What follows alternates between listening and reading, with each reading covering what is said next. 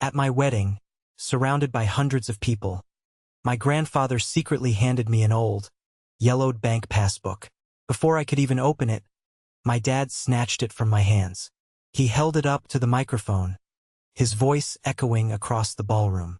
Trash belongs with trash. He didn't just mock it. He dropped the book straight into a bucket of melting ice and champagne. As the crowd erupted into laughter, I didn't scream. I didn't cause a scene. I plunged my bare hand into the freezing water, ruined my expensive suit sleeve to save those soaking wet pages, and walked out of the hall without looking back. 3 days later, I went to the bank anyway. The teller typed the account number in, and all the color instantly drained from her face. She looked up at me, terrified. "Sir, please wait here. Do not leave. Before I tell you about the dramatic outcome and what was actually hiding inside those ruined pages, let me know where you are watching from in the comments." I can still feel the freezing water on my skin. That moment at my wedding wasn't just an isolated incident of cruelty. It was the defining summary of my entire existence within the Mercer family. My name is Matthew. I am 32 years old, and I work as an emergency room nurse. I spend my days running between trauma bays, trying to save lives, constantly covered in sweat and other people's blood. It is an exhausting, demanding job, and my salary barely covers my rent in the city, but it is honest work. However, in my family's eyes, I am nothing. I am the invisible son, the disappointment, the one who didn't go into corporate finance or aggressive real estate acquisitions like my father, David, and my older brother, Connor. My wedding was supposed to be a small, quiet affair. My wife, Emily, and I just wanted a simple dinner with our closest friends. But my father wouldn't allow that. David Mercer never missed an opportunity to display his wealth and his supposed power. He hijacked the entire event, turning it into a massive networking gala for his investors, his golf buddies, and local politicians. Emily and I felt like props in his grand theatrical production. We were shoved into a corner while David held court at the center table, laughing loudly, smoking expensive cigars, and bragging about his latest real estate conquest. Grandpa Samuel was the only person from my side of the family who actually cared that I was getting married. He was a quiet, observant man who had built a modest life running a hardware store decades ago. He always smelled like sawdust and peppermint. During the reception, while David was making another loud toast about his own success, Grandpa Samuel pulled me aside near the back exits. His hands were shaking as he reached into the inner pocket of his worn tweed jacket. He pulled out a small, dark blue booklet. The edges were frayed, and the gold lettering on the front was completely faded. "Take this, Matthew," he whispered, his voice raspy. "I've been holding on to it for a very long time. It is for you. Only for you." I reached out to take it, but before my fingers could grasp the worn cover, a large, manicured hand shot past my shoulder and snatched the book away. It was David.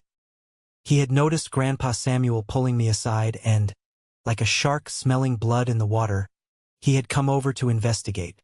David hated Grandpa Samuel. He hated him because Samuel saw right through the expensive suits and the arrogant bluster. "What is this?" David sneered, flipping the passbook open. "A savings account from the Stone Age? What's in here, old man? Enough to buy a sandwich? Give it back, David," Grandpa Samuel said firmly, though he coughed weakly. "It is none of your business." David laughed. It was a cruel, booming sound that made several guests turn their heads. "Oh, please, you're embarrassing yourself. You want to give the boy a wedding gift? I just paid $100,000 for this party. That is a gift." He waved the passbook in the air, catching the attention of his investor friends standing near the bar. "Look at this. The old man is handing out ancient bank books. Probably has $5.50 in it." The sycophants at the bar chuckled. Connor, my older brother, walked over with a glass of scotch in his hand, a smug grin plastered on his face. "Careful, Dad. That paper looks like it has a disease." "Trash," David said loudly, making sure his voice carried over the music. He looked dead into my eyes, ensuring I felt the full weight of his contempt. "Trash belongs with trash. He held the passbook over a large silver bucket filled with ice and champagne bottles. And he dropped it. I watched the little blue book hit the ice and slide down into the freezing water. The crowd actually laughed. My own father had just publicly humiliated my grandfather and me, and his friends thought it was a hilarious joke. Something snapped inside me, but it wasn't a loud, explosive snap. It was a cold, quiet realization. I didn't yell. I didn't throw a punch. I calmly walked over to the silver bucket. I rolled up the sleeve of my rented tuxedo jacket, plunged my arm deep into the freezing, slushy water, and dug around the ice cubes and glass bottles until my fingers found the soggy, heavy booklet. I pulled it out. The water dripped onto the marble floor. I looked at David. His smile faltered just a fraction of an inch. I didn't say a single word to him. I turned to Emily, who was watching with tears in her eyes, squeezed her hand and said, "We are leaving." And we did. We walked right out the front doors of the country club, leaving the music and the laughter behind. I held the wet passbook tightly against my chest all the way to the car. I didn't know what was inside it. I didn't care. It was a gift from the only man who had ever truly loved me, and I was not going to let David destroy it. I spent the entire wedding night in our small apartment kitchen, carefully separating the damp pages with a pair of tweezers and laying them flat on paper towels to dry. The ink was heavily smudged, the numbers blurred into blue streaks. It looked like a piece of garbage, but I placed it carefully into a plastic Ziploc bag. I was determined to figure out what it was. 3 days later, I drove into downtown Boston. The sky was overcast, a heavy gray matching the exhaustion I felt in my bones. I had just come off a brutal 14-hour shift at the hospital. We had a massive trauma incident, a multi-car pileup on the interstate. I spent the entire night covered in sweat, keeping patients stabilized, dealing with frantic families in the waiting room. My feet ached, my back was stiff, and my mind was clouded with fatigue. I hadn't slept, but I couldn't rest. The Ziploc bag sitting on the passenger seat of my old, beat-up Honda Civic demanded my attention. I parked 3 blocks away from the First National Bank to avoid the exorbitant parking fees. I walked through the financial district, pulling my cheap, thin jacket tighter around my shoulders against the biting autumn wind. Everyone around me was moving with purpose, dressed in sharp suits and carrying leather briefcases. They looked like they belonged. I looked like a guy who had just rolled out of a hospital break room. The bank lobby was intimidating. It was a massive cavern of polished white marble, brass fixtures, and vaulted ceilings. The air inside felt heavy and hushed, like a museum. The sound of my worn sneakers squeaking on the pristine floor seemed unnaturally loud. I joined the short line of customers. When it was my turn, I walked up to the counter. Behind the thick bulletproof glass sat a young teller. Her name tag read Chloe. She couldn't have been older than 22. She looked at me, taking in my tired eyes, my messy hair, and my faded jacket. Her customer service smile was polite, but incredibly thin. "How can I help you today, sir?" she asked, her voice carrying a practiced, professional distance. "I need to check the status of this account," I said. My voice sounded rough from lack of sleep. I reached into my pocket, pulled out the Ziploc bag, and slid it under the metal partition. Chloe picked up the bag using only her thumb and index finger, her nose crinkling slightly as if she were handling a dead insect. She looked through the plastic at the dried, wrinkled, water-stained passbook. The cover was warped, and the pages were stiff and crusty. It looked exactly like what my father had called it. Trash. "Sir, this is a very old ledger," she said, sounding slightly annoyed. "We haven't used these in decades. Are you sure you don't have a debit card or an account number I can look up?" "The account number is printed on the inside of the front cover," I said patiently.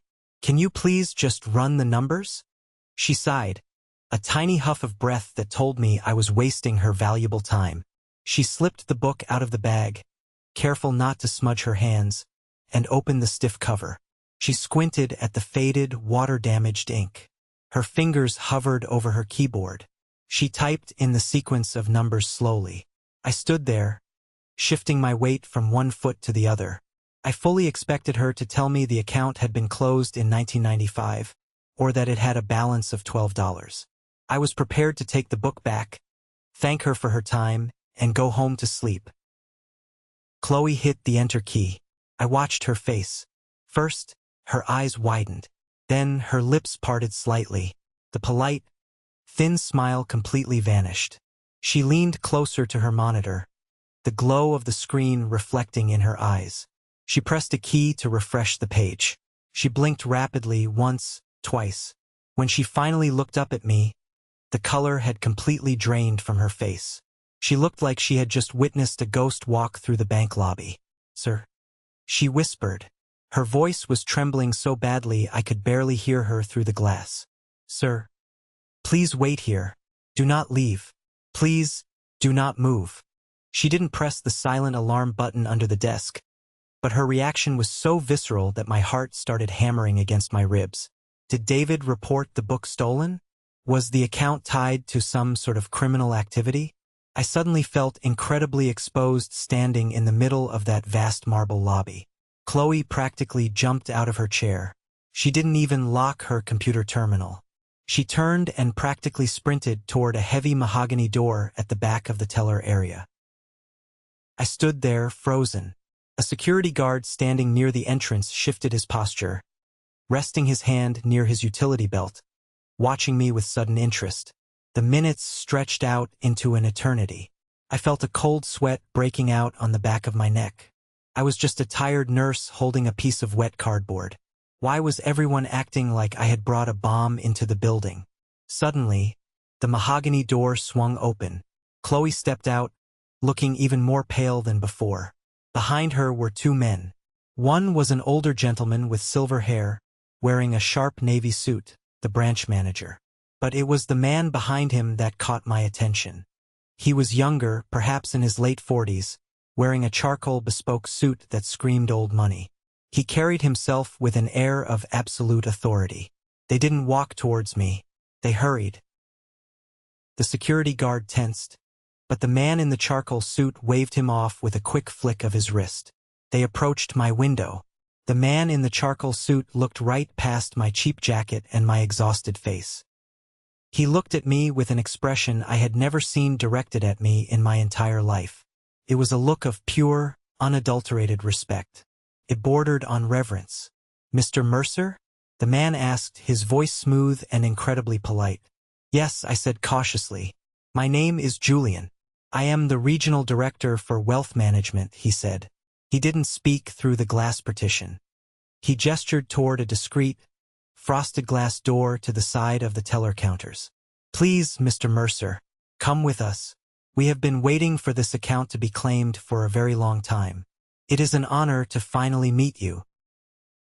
I followed Julian and the branch manager through the frosted glass door, leaving the main lobby behind. The atmosphere shifted immediately. We walked down a long, quiet hallway lined with dark wood paneling and thick, plush carpeting that absorbed every sound. It smelled of lemon polish and old paper. My heart was pounding so hard I could hear it in my ears. I kept glancing at the Ziploc bag Julian was now holding as if it were a fragile historical artifact. We stopped in front of a heavy, solid steel door. The branch manager typed a code into a keypad, inserted a physical key, and turned a heavy wheel. The door clicked and swung open with a deep, metallic groan.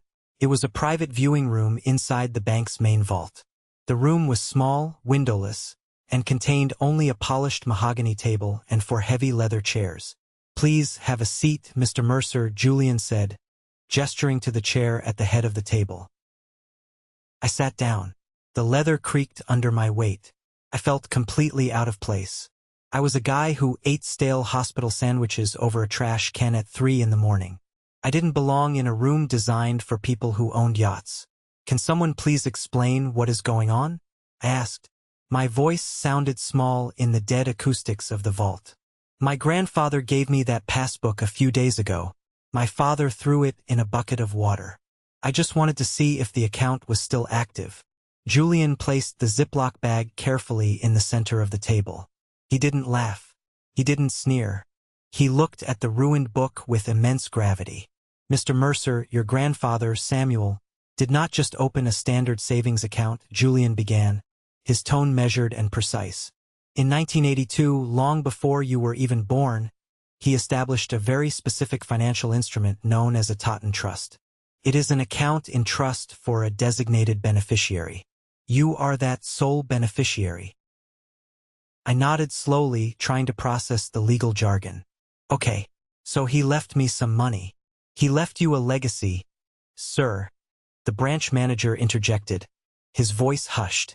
Julian pulled a thick, leather-bound file folder from a shelf on the wall and laid it on the table.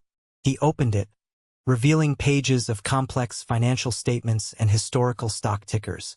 Your grandfather was an exceptionally astute man. He wasn't a Wall Street trader, but he possessed a rare kind of foresight. The initial deposit in this trust was relatively modest. However, he used it to purchase early shares in two emerging technology companies in the 1980s. Julian tapped his pen on the document. Apple and Microsoft. I stared at him. The words hung in the air. He never touched the principal. He never withdrew a single dividend, Julian continued. He instructed the bank to automatically reinvest every single penny back into the portfolio. He let it sit. He let it compound. Through market crashes, through dot-com bubbles, through recessions. The account has remained completely untouched and actively managed by our trust department, according to his strict, irrevocable instructions for over 40 years. My mouth felt dry. I thought about Grandpa Samuel, working in his dusty hardware store, driving the same beat-up pickup truck for 20 years. I thought about David mocking him, calling him a failure, a small-town loser. All those years, Samuel had been quietly building an empire in the shadows. How much? I asked. The question barely made it past my lips. Julian turned the final page of the summary document and slid it across the polished mahogany table toward me. He didn't say the number out loud immediately. He let me look at it. I stared at the black ink printed on the crisp white paper. I read the numbers. Then I closed my eyes, opened them and read them again. The line labeled current market value, legally payable upon death of grantor, was highlighted. $12,400,000. $12,400,000. The funds are entirely liquid, Mr. Mercer, Julian said softly. The trust documents dictate that upon his passing, and upon presentation of the physical passbook, the entire portfolio transfers to you. There are no stipulations. There are no other beneficiaries. It is not tied up in probate. The money is yours. Today. I sat perfectly still. The heavy walls of the vault seemed to press inward. $12 million. I thought about my grueling hospital shifts. I thought about the constant anxiety of paying my electric bill. I thought about Emily carefully budgeting our groceries every Sunday. And then, a dark, heavy thought slammed into my mind. I thought about David. I pictured him at the wedding reception, his face flushed with champagne and arrogance.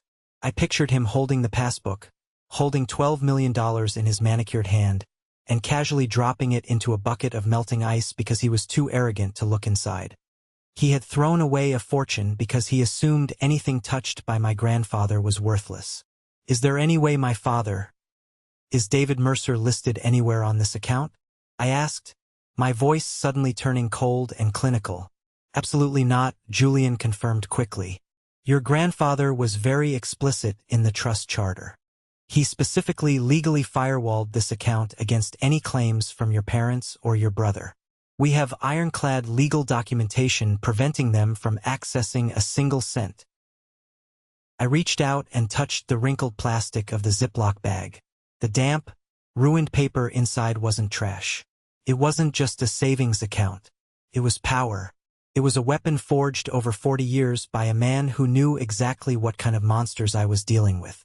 And as I sat in that vault, staring at a number that defied comprehension, I didn't feel joy. I didn't feel like celebrating. I felt the slow, steady burn of a fire igniting in my chest. Sitting in that leather chair, surrounded by the smell of old paper and the absolute silence of the bank vault, my mind violently jerked backward in time. I wasn't a 32-year-old man holding a multimillion-dollar portfolio. Suddenly, I was 12 years old again, kneeling on the cold, hard oak floor of my father's study. It was Thanksgiving evening.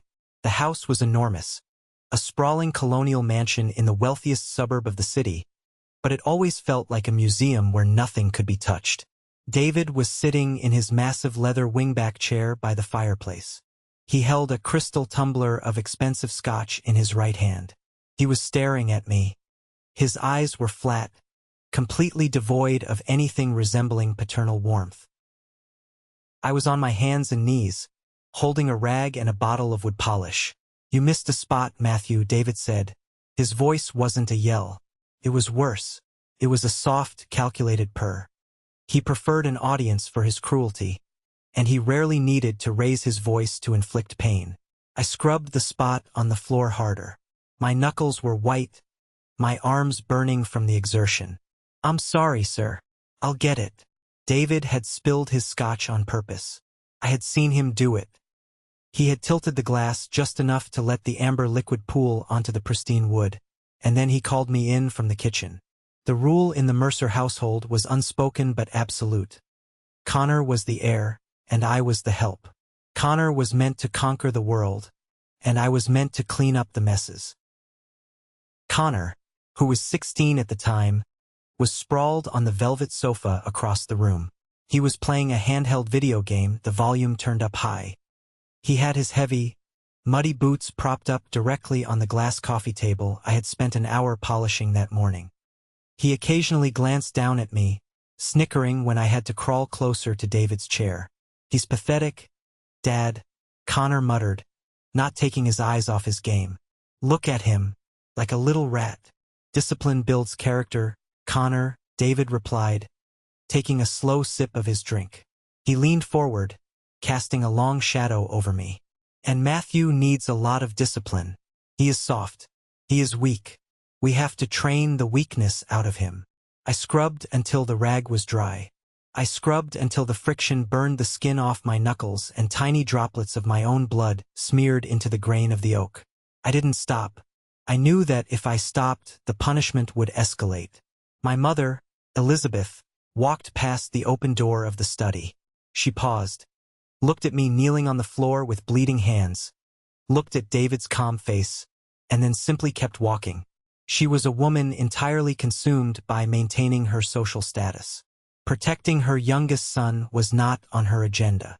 I learned early on that fighting over the inheritance of love in our house was a losing battle. There was no love, only leverage. Then the front door chimed. Grandpa Samuel had arrived. He walked into the study, carrying a box of tools he was using to fix our broken back gate.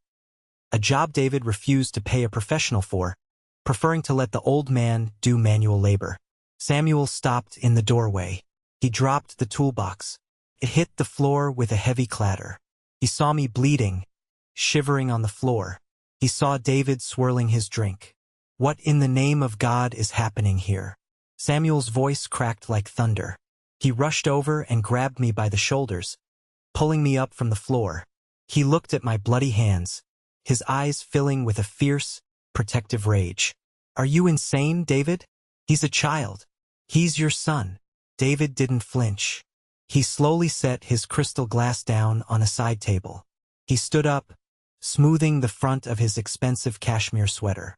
He towered over Grandpa Samuel.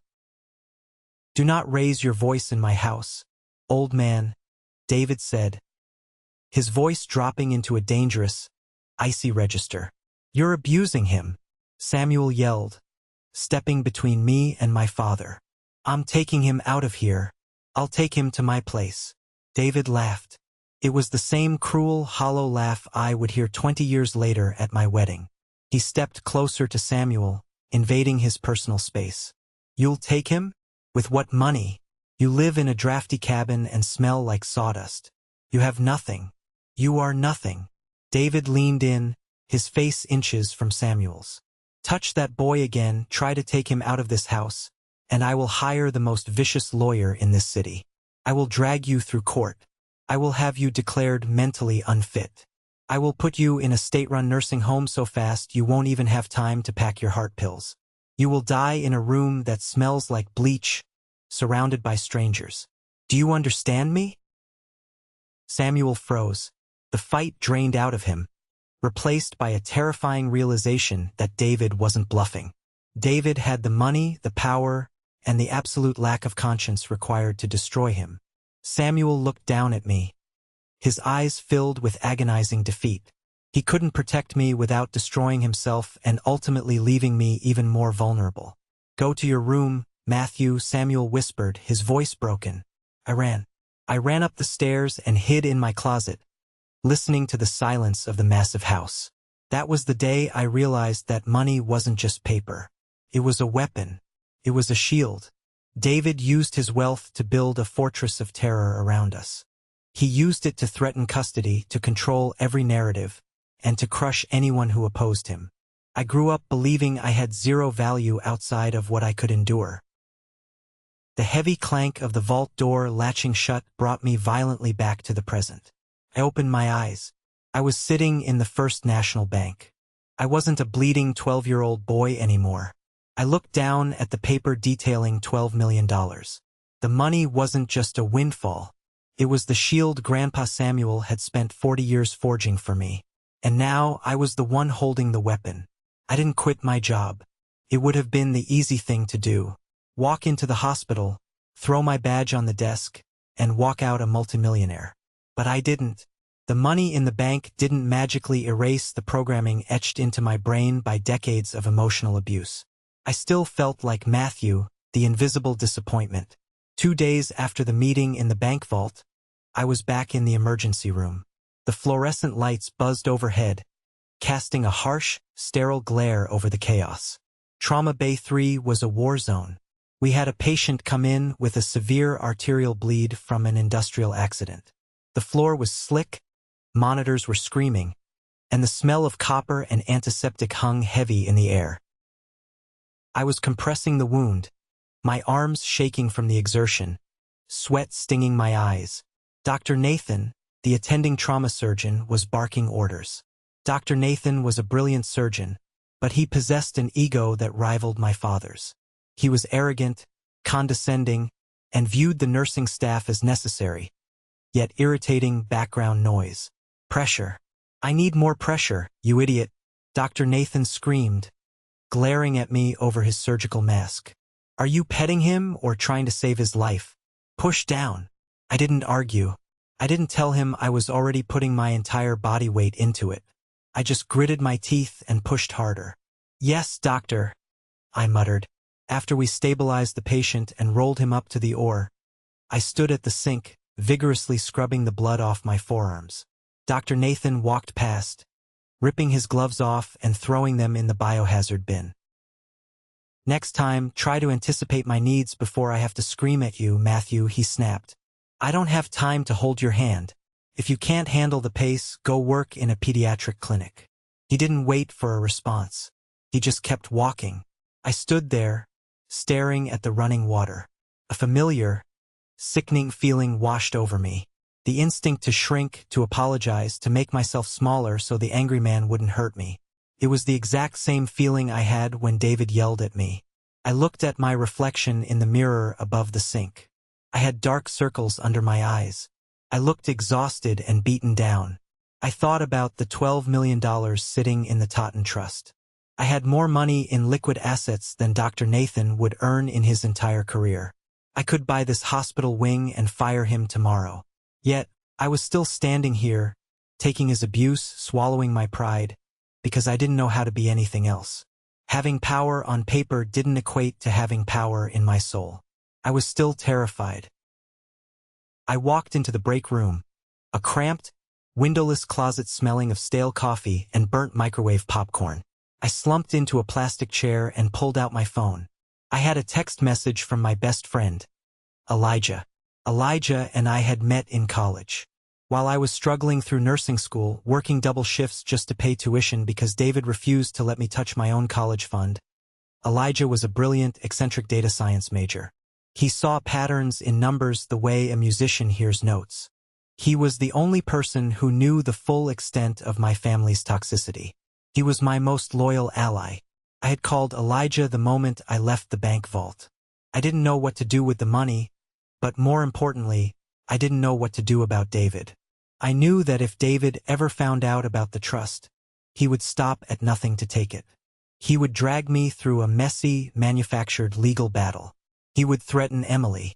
He would destroy my life to get his hands on Grandpa Samuel's final victory.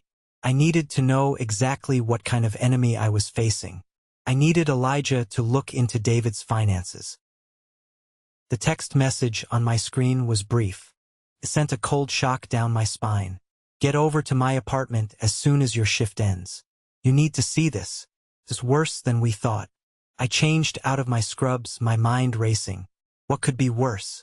David was a ruthless billionaire. He owned half the commercial real estate in the city. He was terrifying because he was untouchable. What did Elijah find? I drove to Elijah's apartment, my hands gripping the steering wheel so tightly my knuckles turned white. When I walked through his door, I found him standing in the middle of his living room, completely surrounded by a chaotic fortress of printed spreadsheets, financial disclosures, and public tax records. The air in the room felt electric, charged with the static of a massive secret about to break open. Elijah didn't even say hello. He turned his laptop screen toward me. His eyes were wide, a manic energy radiating from him. Matthew, Elijah said, his voice flat, completely devoid of its usual sarcastic humor. Your father isn't a titan of industry. He's a ghost. The entire Mercer empire. It doesn't exist. What do you mean it doesn't exist? I asked, staring at the chaotic web of red lines and highlighted numbers on Elijah's monitor. He owns the Mercer building downtown. He owns the country club. We grew up in a mansion that looks like a castle. Elijah shook his head slowly, taking a sip from a massive mug of cold coffee. No, Matthew. He leases the illusion of ownership. I spent the last 48 hours doing a deep forensic dive into his corporate structures. It's brilliant in a highly illegal, sociopathic kind of way. But it's falling apart. Elijah pulled a thick stack of printed papers from the table and handed them to me. Look at the holding companies. He doesn't actually hold the deed to the downtown property.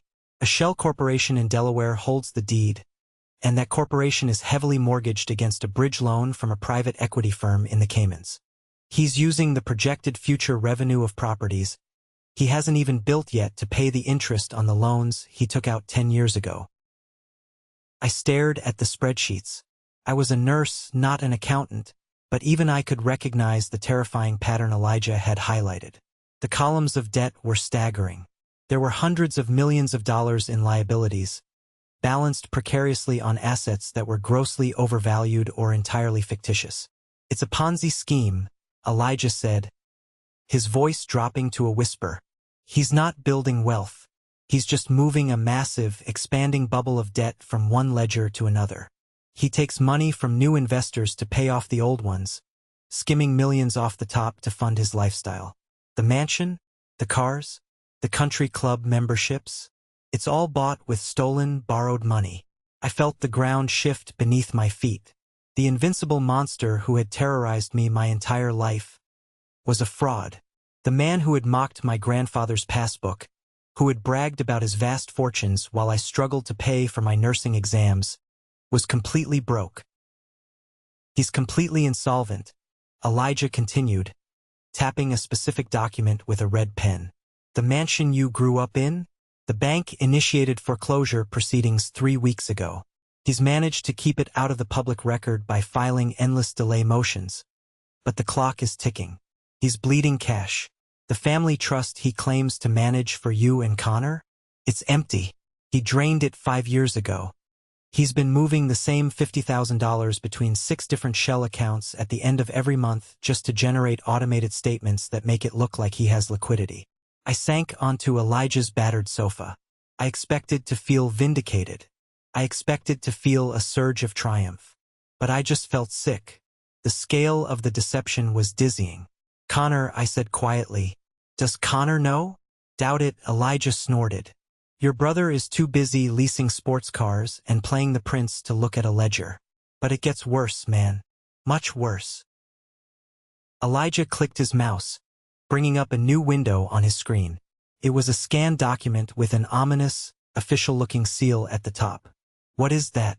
I asked, leaning closer to the screen. "That is a notice of deficiency," Elijah said grimly. "From the Criminal Investigation Division of the IRS. I found it buried in a public court filing related to one of his smaller, bankrupt subsidiaries." I read the text on the screen.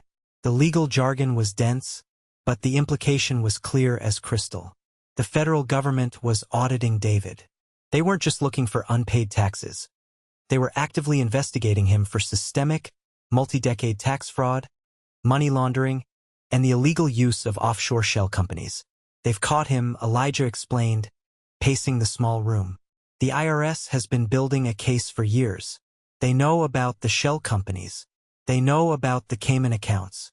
They are preparing a massive asset forfeiture and criminal indictment. He's not just facing bankruptcy, Matthew. He is facing federal prison. Decades of it." I stared at the seal on the document. The terror my father instilled in me suddenly made perfect sense. His arrogance, his cruelty, his desperate need to control everyone around him. It wasn't the confidence of a powerful man. It was the frantic, aggressive flailing of a drowning man trying to keep his head above water. "He needs cash," Elijah said, stopping and looking directly at me. "He needs a massive, untraceable injection of liquidity immediately. He needs millions to pay off the most aggressive creditors, to bribe officials, or to fund an escape plan before the DOJ drops the hammer. He is a cornered animal, Matthew. And cornered animals are incredibly dangerous." My phone buzzed in my pocket. The sound was so sudden it made both of us jump. I pulled it out. The caller ID flashed a name I hadn't seen on my screen since I walked out of my wedding. "David." I looked at Elijah. The blood rushed out of my head. "Don't answer it," Elijah whispered. "He's hunting." I stared at the vibrating phone. For 32 years, I would have answered on the first ring, my voice trembling, desperate to appease him. But I wasn't that person anymore. I was a man looking at proof of my abuser's impending destruction. And I held $12 million of armor in my bank account. I took a deep breath, swiped the screen, and put the phone on speaker, placing it on the coffee table among the spreadsheets detailing his crimes. "Hello, David," I said. My voice was surprisingly steady. "Matthew." David's voice filled the room. It wasn't angry. It was dripping with a smooth, manufactured warmth that made my skin crawl. There was no apology for the wedding. No hesitation. "How are you, son?" I know things got a little heated at the reception. Emotions were running high. You know how weddings are. "What do you want, David?" I asked coldly. He ignored my tone. "I've been thinking about you, and about Samuel. I know his passing was hard on you, and I know he left you that old cabin up by the lake." My stomach tightened. Grandpa Samuel's cabin. It was a modest, 2-bedroom wooden house on a small plot of land in upstate New York. It was worth maybe $300,000. To the billionaire David pretended to be, it was pennies. But to the desperate fraudster Elijah had just exposed, it was an unencumbered asset. It was a lifeline. "What about it?" I asked, keeping my voice neutral. "Well, I'm going to do you a favor," David said, adopting his most paternal, authoritative tone. "I've spoken to my real estate lawyer. The market up there is highly volatile right now. We need to liquidate that property quickly before it loses value. I'll handle the sale for you. I'll get you above market price, and I'll roll the proceeds directly into the family trust. I'll invest it in my new commercial project so you actually see a real return. You're a nurse, Matthew. Your salary is, well, it is what it is. You don't know the first thing about property taxes, maintenance, or capital gains. I'm trying to protect you from a massive headache." I looked at Elijah. Elijah was silently mouthing the word liar. David didn't want to invest the money. He wanted to seize the deed, sell the cabin, and funnel the cash into his black hole of debt. He was trying to rob me blind while pretending to be my savior. "How did you even know about the cabin?" I asked. "The will had been private. Your Uncle Robert mentioned it," David said casually. "We had lunch yesterday. He's very worried about your financial stability, Matthew. We all are. I closed my eyes. Uncle Robert, the man who had patted my back at the funeral, who always claimed to be the nice uncle, who told me he hated how David treated me. He was a spy. He was feeding David information to stay in his good graces. Another betrayal. Another reminder that, in this family, loyalty was just a commodity to be traded. I appreciate the offer, David, I said, my voice hardening. But I'm not selling the cabin. It's the only thing Grandpa left me. I'm keeping it. The line went completely dead silent. The manufactured warmth vanished in a millisecond. I could hear him breathing heavily on the other end. Matthew, David said. His voice dropped an octave. It was the voice he used in the study when I was 12. The voice that preceded violence. You are not thinking clearly. I am telling you what we are going to do. And I am telling you no, I replied. I felt a strange thrill run through my veins. The first time I had ever defied him. The mask completely slipped. The predator bared its teeth. You listen to me, you ungrateful little piece of trash. David snarled through the speaker. The venom in his voice was palpable. That old man was mentally incompetent the day he signed that deed over to you. His brain was rotting. I have 2 medical experts on retainer ready to testify that he was suffering from advanced dementia. My heart hammered against my ribs. That's a lie. He was perfectly sharp. It doesn't matter what the truth is. David roared. It matters what I can prove in a courtroom. I have sworn affidavits from Uncle Robert and others stating that you isolated Samuel. That you manipulated a senile geriatric into signing over family assets to yourself because you're a failure who can't survive on a nurse's salary. I stared at the phone, horrified by the sheer depth of his malice. He was threatening to drag my grandfather's name through the mud, to paint me as an abuser. If you do not sign a power of attorney over to my lawyer by Friday morning, David continued, his voice a relentless, pounding hammer, I will sue you for elder abuse. I will file an injunction against the property. I will drag you through probate court for the next 10 years. I will make sure the legal fees completely bankrupt you. I will call the hospital board and tell them you are under investigation for exploiting the elderly. You will lose your license, Matthew. You will lose everything. Do you understand me? You are out of your depth. Sign the papers or I will destroy you. He didn't wait for an answer. The line clicked dead. The silence in Elijah's apartment was deafening. I felt like the floor had opened up and swallowed me. The panic was absolute. The 12-year-old boy inside me was screaming in terror. David was going to take everything. He was going to ruin my career, destroy my marriage, and taint the only pure memory I had of my grandfather. This was rock bottom. I was drowning, suffocating under the weight of a monster who held all the cards. I buried my face in my hands, a wave of despair crashing over me. He's going to do it, I choked out. He's going to ruin me for a $300,000 cabin. Elijah walked over and slammed his hand down on the table, rattling the coffee mugs. The sharp noise snapped me out of my spiral. No, he isn't, Elijah said, his voice fierce. Look at me, Matthew. Look at the paper. I looked up. Elijah was pointing at the IRS notice of deficiency. He is desperate, Elijah said, his eyes burning with intensity. This threat, this lawsuit, takes time. Takes months to file, years to litigate. He doesn't have years. He doesn't even have weeks. The IRS is breathing down his neck right now. He's bluffing to scare you into handing over a quick asset. He is a paper tiger. I stared at the IRS document. The red seal. The words criminal investigation. A profound, violent shift occurred inside my mind.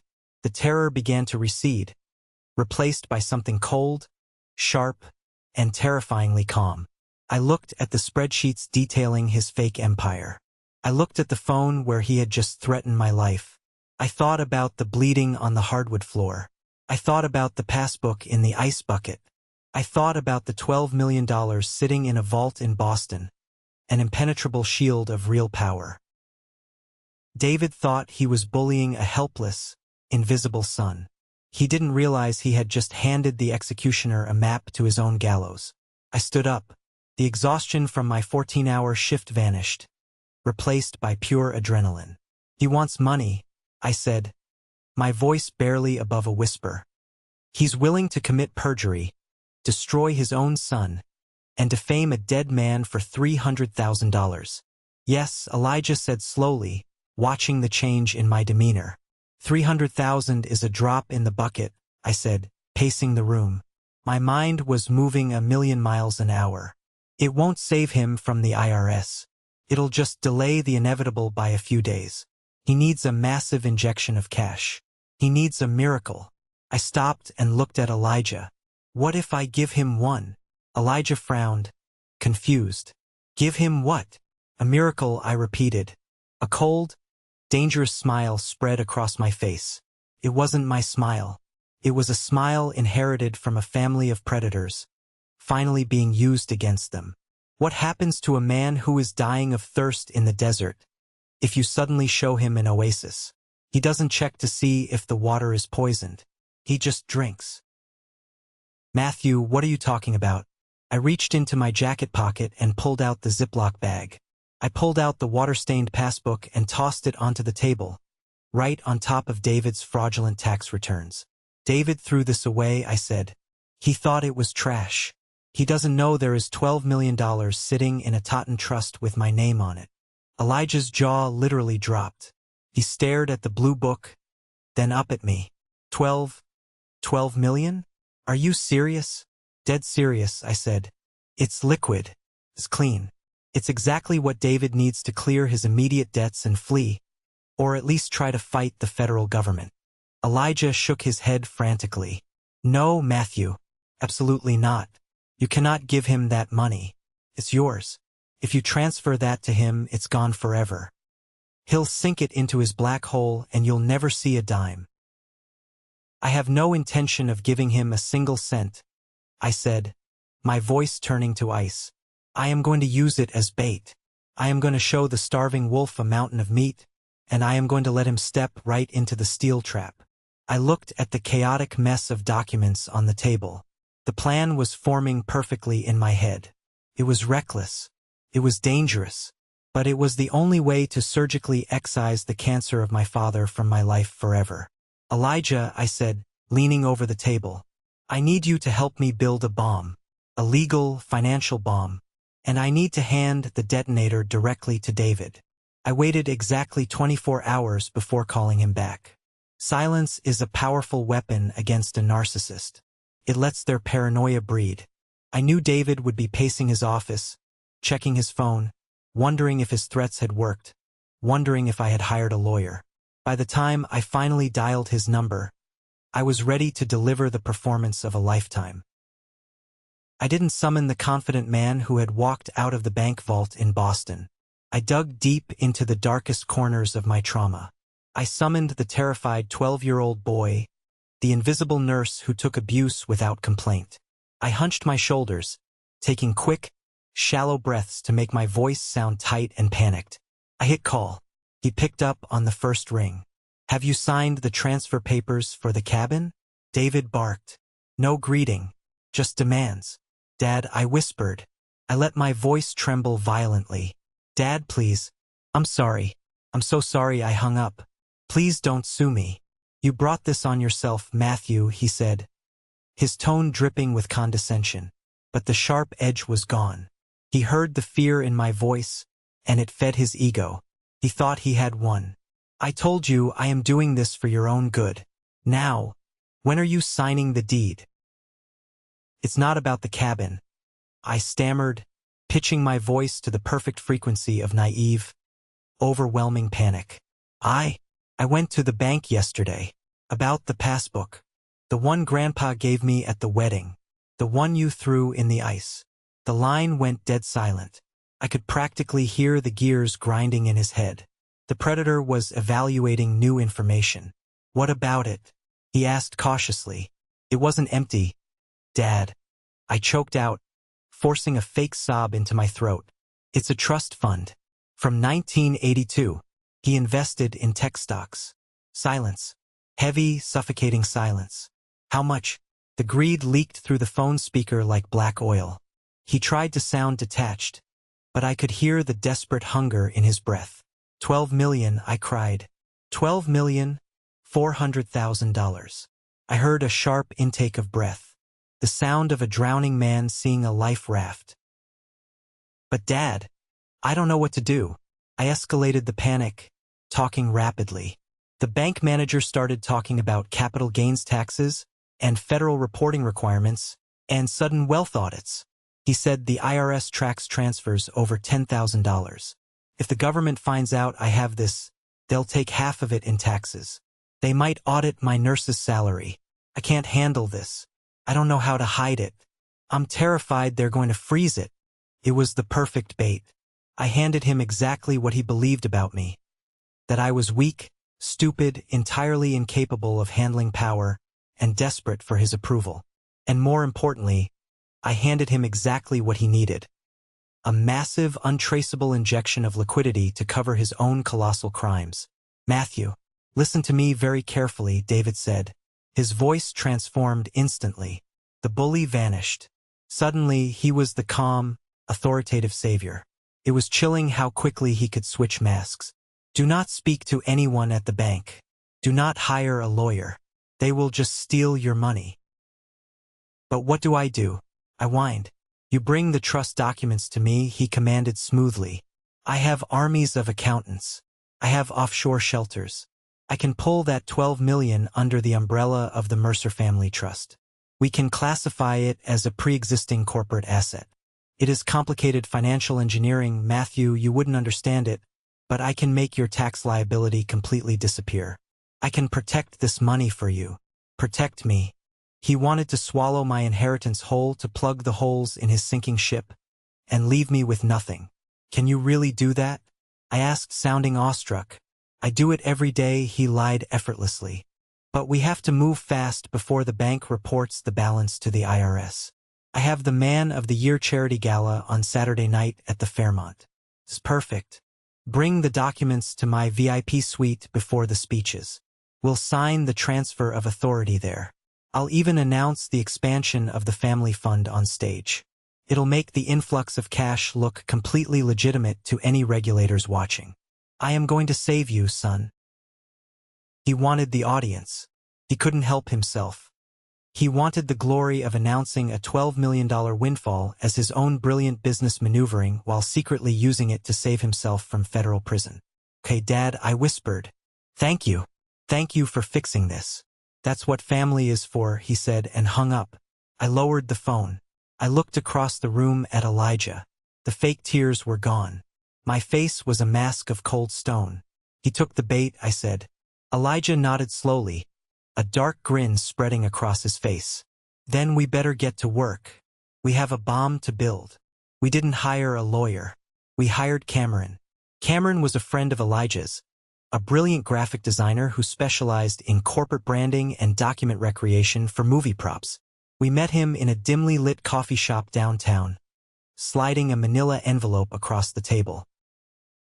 Inside the envelope were copies of standard legal transfer forms from the First National Bank, along with the corporate letterhead of David's primary holding company. I need a flawless replication, I told Cameron, tapping the papers. Same font, same paper weight, same watermarks. It needs to look exactly like a standard transfer of asset authority document. The kind of document a CEO signs 50 times a day without looking. Cameron inspected the papers through thick glasses. Easy enough. What's the catch?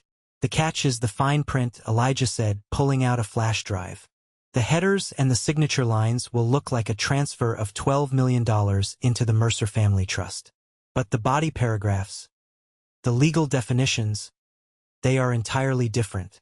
Elijah plugged the drive into Cameron's laptop and opened a text file. It was dense, impenetrable legalese. What is this? Cameron asked. It is an affidavit of sole liability, I explained, tracing the words on the screen. David thinks he is signing a document accepting control of my money. But this text actually states that the signatory, David, acknowledges and retroactively accepts sole, exclusive financial and criminal responsibility for a specific list of 22 offshore shell companies. I handed Cameron a piece of paper listing the exact companies Elijah had found in the IRS deficiency notice. If he signs this, Elijah added, his eyes gleaming, he is legally confessing to 20 years of tax fraud, money laundering, and wire fraud. He is telling the federal government in writing with his own signature that he alone orchestrated the entire Ponzi scheme. Cameron let out a low whistle. That is diabolical. But will a fake document hold up in court? It doesn't have to hold up in a 10-year trial, I said smoothly. It just has to be credible enough to give the Department of Justice the probable cause they need to execute an immediate, catastrophic seizure of assets. The IRS is already circling him. They are just waiting for a smoking gun to prove he controlled the shell companies. We are going to hand-deliver the gun, still smoking, with his fingerprints all over it. Cameron went to work. For 2 days, Elijah and I practically lived in the coffee shop, reviewing drafts. The final product was a masterpiece. It was a thick, impressive-looking presentation folder bound in blue leather. Inside were 10 pages of dense text. The front page blared, Authorization of Asset Transfer and Trust Integration. The signature line at the back clearly read, Acknowledged and accepted by David Mercer, Sole Trustee. But buried in paragraphs 4 through 9, camouflaged by complex tax codes and convoluted syntax, was the confession. David was a man who believed entirely in his own dominance. He believed I was a pathetic, terrified child begging for his help.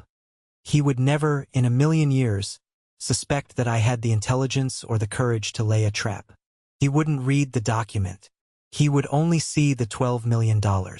He would only see his salvation. On Friday night, I stood in my apartment, staring at the blue folder resting on my kitchen counter. It looked innocuous, just paper and ink, but it was the culmination of 30 years of pain, distilled into a single weapon. I picked up my phone and sent a text to the encrypted portal Elijah had set up, directly linked to an anonymous whistleblower drop at the Department of Justice. We had already uploaded the preliminary evidence Elijah had gathered. They were waiting for the final piece. The target will provide signed confirmation tomorrow at 8 p.m. Eastern Standard Time. Stand by. I put the phone down. The storm was coming. And for the first time in my life, I wasn't afraid of the thunder. I was the one bringing the lightning. The Man of the Year Charity Gala was held in the Grand Ballroom of the Fairmont Copley Plaza in downtown Boston. It is the kind of venue that drips with old money and aggressive ambition. Crystal chandeliers the size of small cars hung from the vaulted ceilings, casting a warm, golden light over hundreds of the city's most powerful people. Waiters in crisp white tuxedos navigated the crowded floor, carrying silver trays loaded with champagne flutes and caviar. The air was thick with the scent of roasted duck, expensive floral arrangements, and the heavy, undeniable stench of artificial importance. This was David's element. This was the theater where he played his favorite role, the benevolent king of industry. I arrived at exactly 7:55 in the evening. I did not walk through the back service doors, and I was not wearing the cheap, ill-fitting clothes my father always preferred me in so I would blend into the background. I was wearing a structured, charcoal gray bespoke suit that Elijah had helped me pick out. It was tailored to perfection, hugging my shoulders and giving me a silhouette of absolute authority. The fabric alone cost more than I made in 3 months on my nurse's salary. I didn't buy it to show off. I bought it as armor. Tonight, I was not the invisible disappointment. I was the executioner. I walked right through the main double doors, handing my invitation to the attendant. I moved through the crowd, not around it.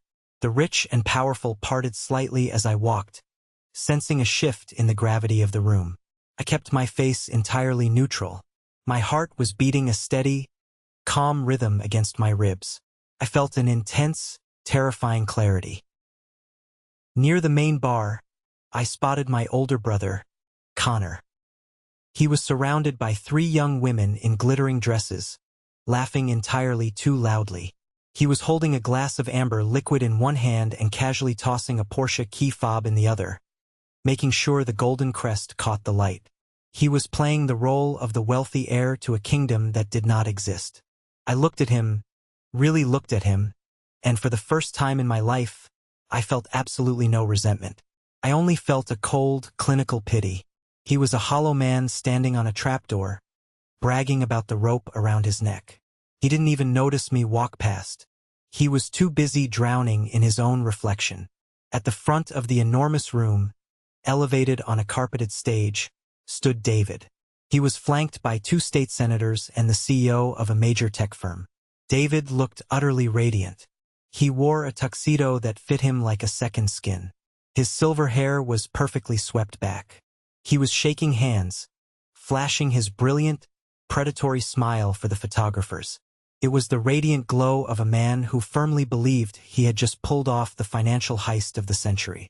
He thought he had outsmarted the federal government, outsmarted the banks, and completely dominated his weak, pathetic son. He glanced over the crowd and his eyes locked onto mine. For a fraction of a second, his smile froze. He took in the expensive suit, my posture, the absolute lack of fear in my expression. But his arrogance quickly overrode his instinct. He excused himself from the senators, whispering a joke that made them chuckle, and walked down the velvet-lined stairs to meet me near a side alcove, away from the flashing cameras. "You're late," David hissed through his perfectly white teeth. He kept the pleasant smile plastered on his face for the benefit of anyone watching, but his eyes were hard and frantic. He grabbed my elbow, his grip tight and painful, and steered me toward the heavy oak doors of the VIP holding suite just off the main ballroom. "Get inside." The VIP suite was soundproofed and smelled of rich leather and expensive cigars. The roar of the gala was instantly cut off as the heavy door clicked shut behind us. We were alone. David didn't waste a single second on pleasantries. The facade dropped completely. The desperation he had been hiding from the senators bled out into the room. His hands were actually trembling slightly as he turned to face me. The greed radiating off him was a physical force, vibrating like heat rising off black asphalt in the summer. "Do you have it?" he demanded, his voice a harsh rasp. I reached into the inner pocket of my tailored jacket. I pulled out the thick, blue leather presentation folder Cameron had meticulously crafted. I held it out. "I have it, Dad, just like you asked." He snatched the folder from my hands with the speed of a starving animal. He walked over to the mahogany desk in the center of the room and threw it open. "Is it all here? The transfer authorizations? The power of attorney?" "It is all there," I said, pitching my voice to sound slightly nervous, playing the role one last time. "It puts the entire $12 million under the direct control of the Mercer Family Trust. You just need to sign the back page as the sole trustee to legally accept the assets. Once you sign, the bank releases the funds tomorrow morning." David flipped frantically to the last page. He didn't read the clauses. He didn't check the legal definitions. He didn't read the fine print detailing the 22 offshore shell companies. He just saw the thick black line at the bottom with his name printed underneath. A smart man would have paused. A smart man would have asked why the document was titled Affidavit of Historical Management and Sole Liability, instead of a standard asset transfer. A smart man would have wondered why the dates listed in the dense paragraphs went back 20 years, retroactively linking him to every single fraudulent transaction the IRS was currently investigating. But David was not a smart man. He was an arrogant man. He was a narcissist who believed so completely in his own intellectual dominance that he could not even conceive of a universe where I was the threat. I was his punching bag. Punching bags do not build bombs. He pulled a heavy gold Montblanc pen from his breast pocket. He clicked it open. "You did the right thing, Matthew," he said, not even looking up at me. "You're finally learning how the real world works. I'll make sure you get a nice little allowance out of this once the taxes are settled." He leaned over the desk. He pressed the gold nib of the pen to the crisp white paper. And with a grand, sweeping flourish, David Mercer signed his full legal name. He didn't just sign a piece of paper. He signed his own death warrant. He legally bound himself to decades of massive financial crimes, handing the federal government the exact written confession they needed to bypass years of litigation and move straight to asset seizure and arrest. He snapped the folder shut and handed it back to me, completely dismissive. He was already turning his attention to the mirror on the wall, adjusting his bow tie, preparing to step back into the spotlight. "Keep that safe," he ordered, checking his reflection. "Take it directly to my lawyer's office first thing Monday morning. Now go find a seat in the back by the kitchen doors. I have an announcement to make, and I don't want you hovering around the VIP tables." He bounded out the door, eager to claim his stolen glory. I stood alone in the quiet VIP suite. I listened to his footsteps fading down the carpeted hallway. My hands were perfectly steady. I walked over to the mahogany desk, opened the blue leather folder, and turned to the final page. The ink from his signature was still slightly wet, catching the light from the brass lamp on the desk. I pulled my phone from my pocket. I opened the encrypted messaging application Elijah had installed. I framed the document perfectly in the camera lens, ensuring the title of the affidavit, the list of shell companies, and David's sprawling signature were entirely in focus. I took the picture. The artificial shutter click sounded like a gunshot in the silent room. I typed a 2-word message to Elijah. "It's done." I hit send. A small green checkmark appeared. The image was transmitted 3 miles away to Elijah's apartment. I knew exactly what was happening on his end. Elijah was sitting at his multi-monitor setup, waiting.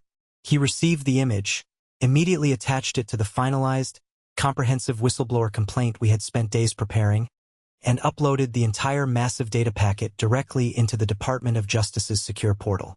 My phone buzzed in my hand 10 seconds later. Elijah's reply flashed on the screen. "Upload complete." The DOJ system flagged it as Priority 1 due to the active IRS CID case numbers we tagged. "It is out of our hands now. The avalanche has started." I closed the blue folder and tucked it under my arm. I took a deep breath, filling my lungs with air. For the first time in 32 years, the crushing, suffocating weight I had carried in my chest was gone. The invisible chains were shattered. I opened the heavy oak door and walked back out into the bright, chaotic energy of the grand ballroom. I didn't go to the back by the kitchen doors. I walked right to the center of the room, standing near the main camera crews, and folded my arms. I wanted a front row seat to the end of the empire. The room quieted down as the orchestral music faded. The main spotlight hit the stage, illuminating David in a circle of brilliant white light. The crowd of 500 elites turned their attention forward, their champagne glasses catching the gleam of the chandeliers. "Ladies and gentlemen, distinguished guests, and friends," David began, his voice booming through the state-of-the-art sound system. He was a master orator projecting total confidence. "Tonight, we are here to celebrate philanthropy. We are here to celebrate giving back to the city that has given us all so much." Polite applause rippled through the room. I watched his face. He was drinking it in. He was addicted to the admiration. "But tonight is not just about charity," David continued, pacing the stage slowly, owning the space. "It is about legacy. The Mercer family has always stood for growth, stability, and looking toward the future. And that is why, tonight, I am incredibly proud to announce a historic expansion of our corporate initiatives." He paused for dramatic effect. He looked out over the crowd, a smug, victorious smile playing on his lips. He thought he was untouchable. Effective immediately, the Mercer Family Trust is injecting $12 million in fresh, liquid capital directly into the downtown development sector. The crowd erupted into genuine cheers. $12 million was a massive sum, even for this room. People were clapping, nodding in respect. The state senators on the stage clapped him on the back. David raised his hands, basking in the glory, confessing to the ownership of stolen funds in real time, right in front of 500 witnesses and half a dozen local news cameras. He thought he was unveiling his legacy. He was actually reading his own Miranda rights.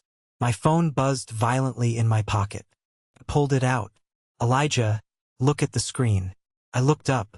Behind David, the massive 60-foot LED screen had been displaying the elegant gold logo of the Mercer Foundation. Suddenly, the gold logo flickered. It glitched, cutting to black for a split second. When the screen illuminated again, the Mercer logo was gone. It was replaced by a massive, high-definition image of the Department of Justice seal. Stamped across the federal seal in bold, glaring red letters were the words, "Federal Asset Seizure in Progress. Case 8842. All accounts frozen." The applause in the ballroom didn't fade out. It collapsed instantly. It was as if all the oxygen had been sucked out of the room. The silence was absolute, heavy, and terrifying. 500 people stared at the screen in complete shock. David, noticing the sudden silence and the horrified expressions of the people in the front row, turned around. He looked up at the massive LED screen. I watched his face as his brain tried to process the impossible image. He didn't look afraid at first. He looked confused. His narcissism was so deeply ingrained that his mind simply rejected a reality that did not match his carefully constructed script. He squinted at the red letters, his mouth opening and closing soundlessly. That was his fatal flaw. Not ignorance, but supreme entitlement. He never believed that someone he had dismissed as a pathetic, invisible piece of trash could build a trap big enough to hold him. Before David could say a word, the heavy double doors at the back of the grand ballroom burst open with a deafening crash. Federal agents. Nobody move. 6 agents from the IRS Criminal Investigation Division, wearing tactical vests over their suits, swept down the center aisle. They moved with terrifying speed and precision. The crowd of billionaires and politicians panicked, scattering like insects when a light is turned on, pushing against tables and spilling champagne. The lead agent, a tall, imposing man named Lincoln, marched directly up the stage steps. He didn't hesitate. He didn't care about the cameras or the wealth in the room.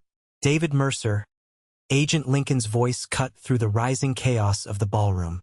"Step away from the podium and keep your hands where I can see them." David clutched the microphone stand, his knuckles turning white. His face was the color of ash. The illusion was shattering into a million pieces. "What is the meaning of this? Do you have any idea who I am? I am a personal friend of the governor."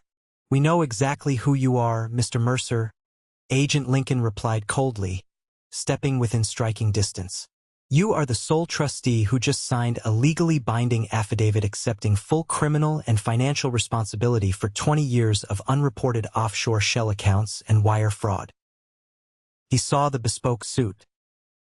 "This is the moment that changes everything, the moment I finally took back control of my life. Thank you so much for your patience and for staying with me until now. You've been amazing. Please give this video a like and comment 1 below to let me know you've made it this far. Not only does this help more people find this story, but it also lets me know that my experiences truly mean something to someone. Your support is my greatest motivation to keep sharing the rest of this journey." I stood in the ballroom watching the federal agents drag David through the lobby doors. As I pushed the heavy oak door open, a hand grabbed my shoulder and violently threw me into the room. The door slammed shut behind me, and the lock clicked. I stumbled, catching my balance on the mahogany desk. I looked up. Standing between me and the door was my brother, Connor. He looked entirely unhinged. His designer tie was torn open. His hair was a messy nest of sweat and gel, and his face was flushed a deep, violent purple. He was panting heavily, his eyes wild and darting around the room. The golden child had just watched his entire kingdom burn to the ground on live television, and the terrifying reality of his new existence was setting in. There would be no trust fund.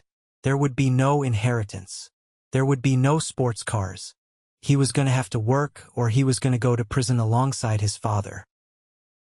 "You ruined everything," Connor hissed, his voice trembling with a mixture of rage and sheer terror. "What did you do, Matthew? What the hell did you do? The feds just seized the accounts. My cards are declining. You destroyed our family." "I didn't destroy anything, Connor," I said, my voice eerily calm. I stood up straight, smoothing my jacket. I wasn't afraid of him anymore. He was just a bully without his backup. It was already ruined. The money never existed. It was all a Ponzi scheme. Dad has been bankrupt for years. He built this whole life on stolen money. and you were too lazy to ever ask where it came from. Shut up, Connor screamed. He grabbed a large, serrated steak knife from a silver catering tray left on a side table. He pointed it at my chest, his hand shaking violently. This wasn't corporate strategy anymore. This wasn't financial engineering. This was raw animal instinct. This was the terrifying moment when the illusion of family completely collapses. The money evaporates, and desperation shows its teeth. Connor had nothing left to lose, and his fragile ego demanded someone to punish. He lunged at me, sweeping the knife in a wild, untrained arc toward my face. Before I could even react, the door to the VIP suite flew open so hard the wood splintered around the lock. Elijah stepped into the room. He had driven over the second the upload was complete to make sure I got out safely. Elijah didn't hesitate. As Connor swung the knife, Elijah stepped in, grabbing Connor's wrist with both hands.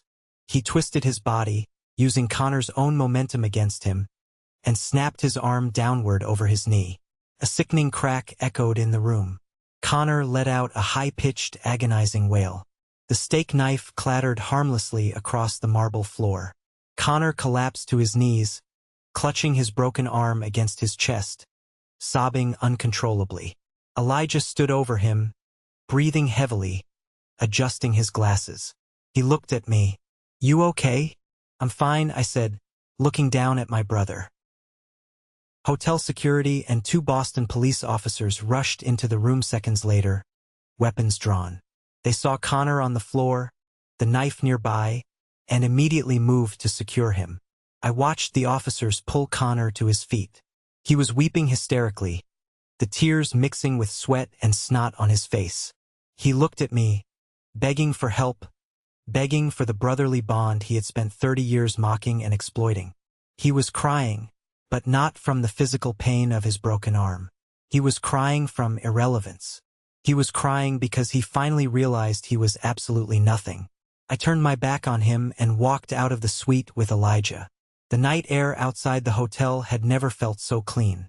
That was 3 weeks ago. The fallout was biblical. The collapse of the Mercer Empire dominated the local and national news cycles for days. It turned out, Elijah and I had only scratched the surface of David's crimes. When the federal investigators cracked open the shell companies I had forced David to legally claim, they found a rat king of fraud, bribery, and embezzlement that spanned 2 decades. David was indicted on 47 counts of federal financial crimes.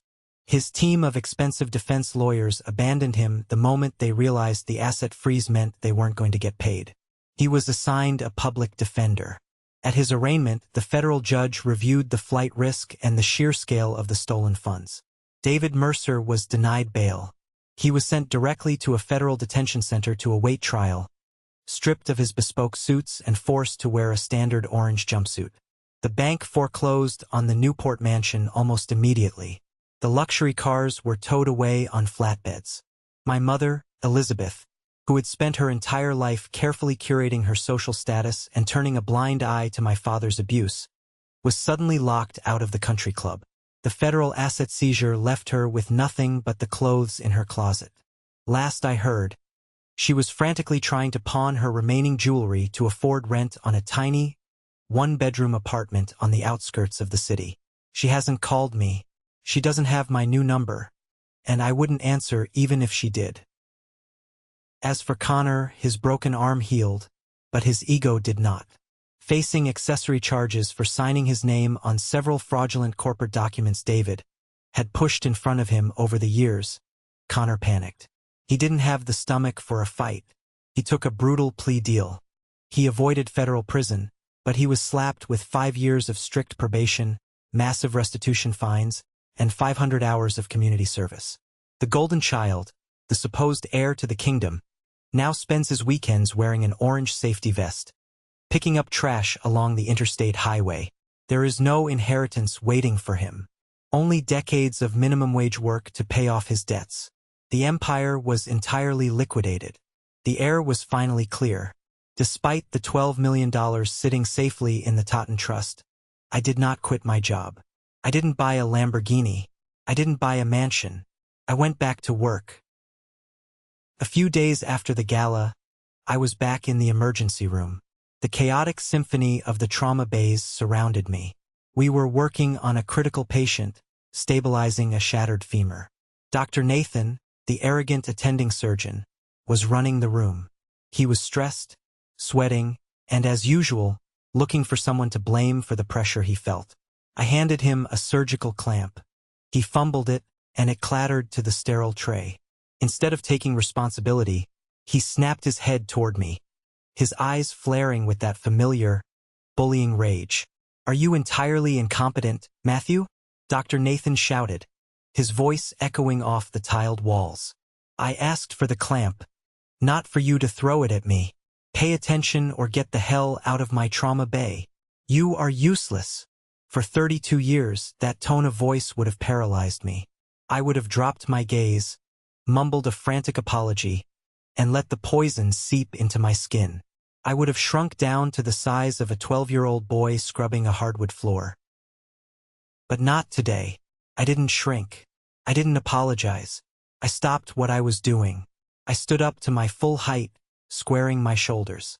I looked directly into Dr. Nathan's eyes, my expression completely flat, devoid of any fear or intimidation.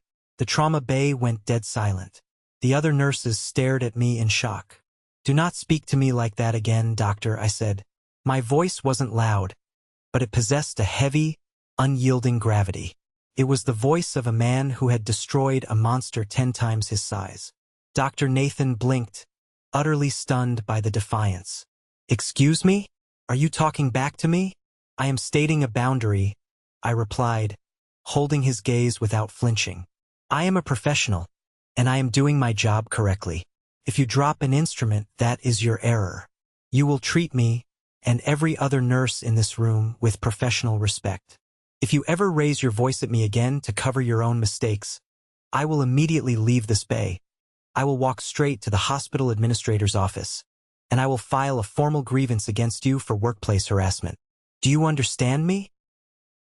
Dr. Nathan opened his mouth to yell, but the words died in his throat. He looked at my eyes. He saw the absolute certainty there. He saw that I was not bluffing. The power dynamic in the room shifted instantly. The bully realized his tactics no longer worked. He swallowed hard, looked down at the surgical tray, and cleared his throat. "Noted. Pass me another clamp, please." I handed him the clamp. I felt a profound, incredible warmth spread through my chest. The $12 million in the bank didn't give me that strength. It had given me the opportunity to fight David, yes. But standing up for myself in that hospital room, that came from inside. The money hadn't healed me. Defeating my fear had healed me. I was no longer the invisible son. I was Matthew. This morning, the air in upstate New York smells like pine needles, wet earth, and fresh coffee. I am sitting on the wooden porch of Grandpa Samuel's cabin, the cabin that David tried to steal. I didn't sell it. Instead, I used a small fraction of the trust money to fix the roof, replace the rotting floorboards, and clear the overgrown ivy. I painted the trim, fixed the plumbing, and made it a home. It is quiet here, the kind of quiet that lets your soul finally rest.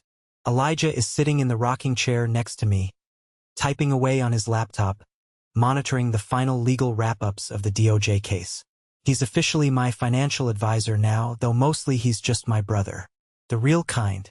In my hands, I hold a printed copy of the Affidavit of Sole Liability, the fake document that brought down an empire. I look at David's sprawling signature at the bottom.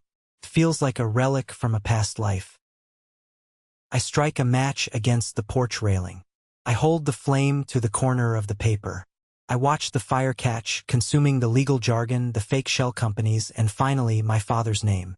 I drop the burning paper into an old cast-iron fire pit on the porch and watch it turn to gray ash. I don't need the document anymore. The federal government has everything they need. The paper was just a physical manifestation of the fear I used to carry, and I refuse to carry it any longer.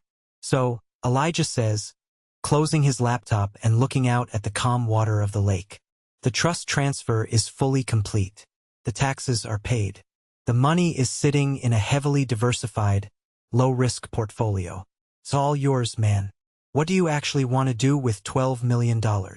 I take a sip of my coffee. I listen to the wind rustling through the pine trees. Nothing, I say, and I mean it. Let it grow.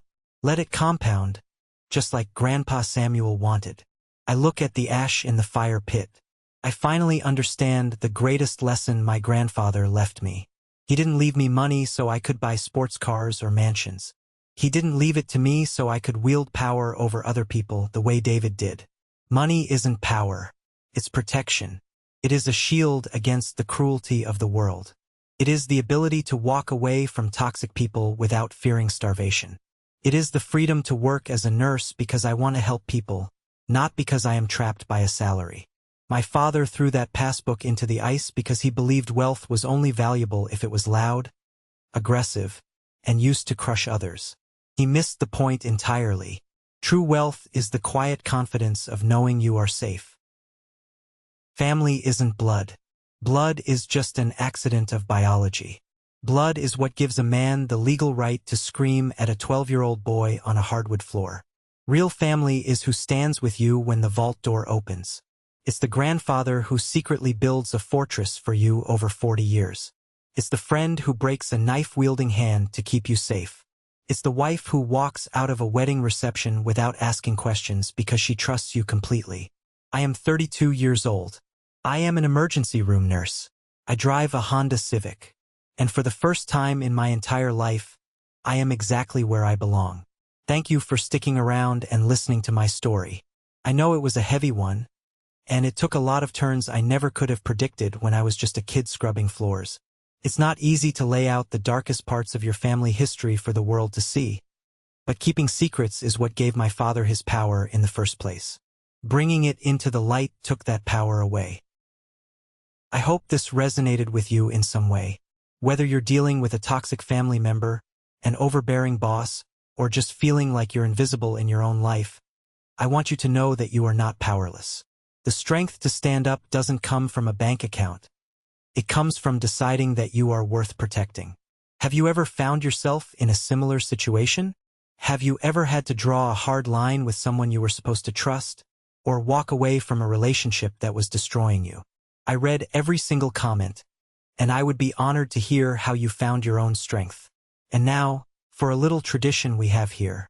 If you are hearing my voice right now, it means you stayed with me through the pain, the planning, and the final victory. You are part of the core community here. I call you the 1% Club, the incredibly rare, awesome group of people who actually watch videos until the very last second. If you made it this far, do me a huge favor. Go to the comments right now and type the letter W. Just a single W. It stands for winner. It's our secret code. When I see those W's in the comments, it tells me that my story connected with the right people, the people who understand what it means to fight back and win your peace. If my journey brought you any value, please hit that like button. It helps the algorithm show this video to others who might need to hear it today. And if you haven't already, hit follow or subscribe. We are building a community of survivors here, and I have so many more stories and lessons I want to share with you all. Until next time, stay strong, protect your peace, and never let anyone tell you that your worth is found in their approval. Take care.